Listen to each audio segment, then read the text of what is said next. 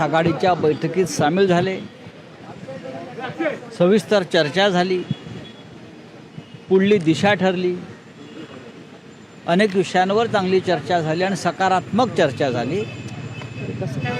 आम्ही या भूमिकेवर ठाम आहोत की आपण एकत्र राहून काम करायचं आहे, निवडणुकींना सामोरं जायचं आहे आणि देशात संविधान विरोधी जे वातावरण निर्माण केलं आहे, संविधान खतम करणारं,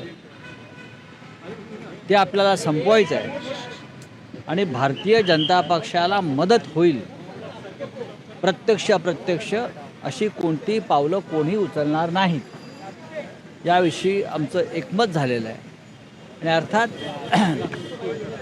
महाराष्ट्राचं राजकारण हे ज्या पद्धतीनं सध्या गटांगळ्या खात आहे आणि देशातलं जे वातावरण आहे सध्याचं, हुकुमशाही, एकाधिकारशाही, फसवणूक, ते वातावरण बदलण्यासाठी आम्हाला एकत्र राहणं गरजेचं आहे। आणि अर्थात प्रकाश आंबेडकर यांच्या ज्या भूमिका आहेत अनेक विषयांवरच्या, त्याच्यावरती आम्ही सविस्तर चर्चा करून आणखी लवकरच आम्ही पुन्हा भेटणार आहोत। जागा वाटपांवर चर्चा सुरू आहे।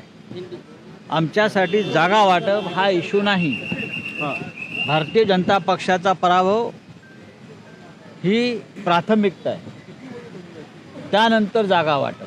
पहिली प्राथमिकता भारतीय जनता पक्षाचा पराभव, संपूर्ण पराभव, त्यानंतर जागा वाटप येत आहे। जागा वाटपावरती चर्चा सुरू आहेत। मग काँग्रेस असेल, राष्ट्रवादी असेल, शिवसेना आणि स्वतः प्रकाश आंबेडकर किंवा वंचित बहुजन आघाडी, आमच्यामध्ये फार मतभेद नाही। सर्व पक्षीय घटक पक्षांना घेऊन कॉमन मिनिमम प्रोग्रामची तयारी करतात। त्या संदर्भात एका वेगळ्या ग्रुपची आम्ही आता नियुक्ती करतो की जो कॉमन मिनिमम प्रोग्राम किंवा जाहीरनामा तयार करतील। महाराष्ट्राच्या दृष्टीनं अत्यंत महत्त्वाचे विषय त्यात घेतले जातील। त्या संदर्भात ॲडव्होकेट आंबेडकरांच्या काही सूचना आहेत, सामाजिक, शेतकरी, कष्टकरी या विषयावर त्याचा समावेश त्या आमच्या कार्यक्रमात केला जाईल।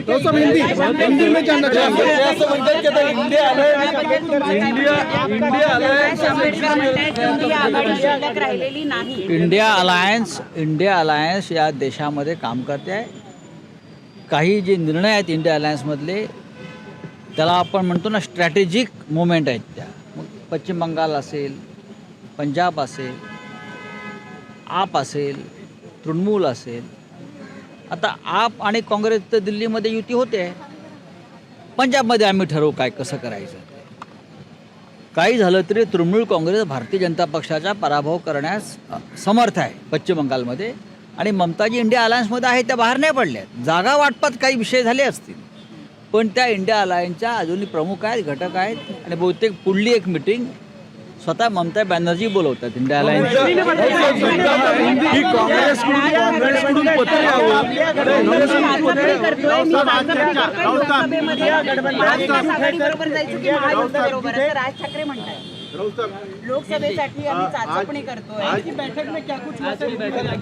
महाराष्ट्र त्यांनी ठरवायला पाहिजे, महाराष्ट्राची लूट करणाऱ्यांबरोबर जायचं, मुंबई वेगळी करू पाहणाऱ्या लोकांबरोबर जायचं, की महाराष्ट्र एकसंघ ठेवण्याचा विचार असणाऱ्या लोकांबरोबर राहायचं।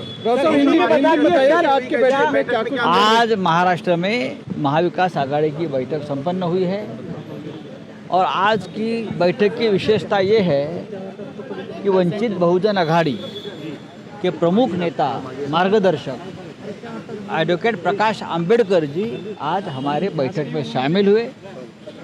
बहुत सी बातें बैठक में रखी, चर्चा हुई, कॉमन मिनिमम प्रोग्राम पर चर्चा हुई और सब कुछ ठीक चल रहा है।